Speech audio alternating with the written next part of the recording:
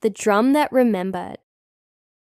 Long ago, when the baobab trees were young and the moon still listened to people, there stood a village at the edge of the savannah called Lungara. The people of Lungara were known for many things: kindness, strong harvests, and most of all, their music. At the center of the village lived an old drummer named Kato. His drum was not ordinary. It was carved from iroko wood and stretched with antelope hide, and when Kato played it, the drum spoke, not in words, but in feelings. Joy danced through the air when it was beaten lightly.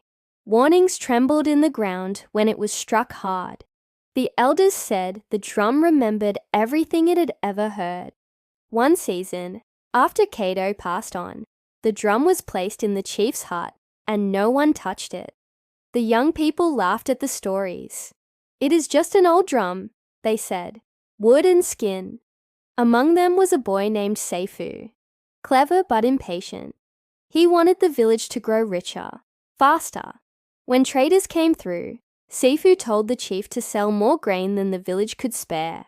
"The rains will come," Seifu insisted. "They always do."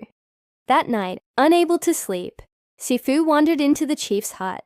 Moonlight fell on the drum. Without thinking, he tapped it once.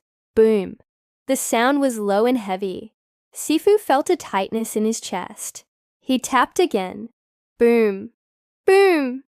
Images filled his mind. Empty fields, cracked earth, children crying, frightened. Seifu ran home. Days later, the rains did not come. The sun burned the land. Crops withered. Hunger crept into Lungara like a silent animal. The elders gathered, worried. Finally, Seifu stepped forward and confessed what he had done. "The drum warned us," he said, his voice shaking.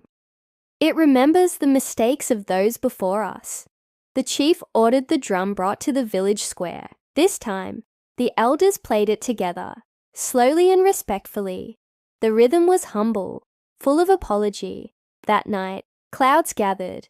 Rain fell gently at first, then stronger, soaking the land and filling the river. The village survived, not easily, but wisely.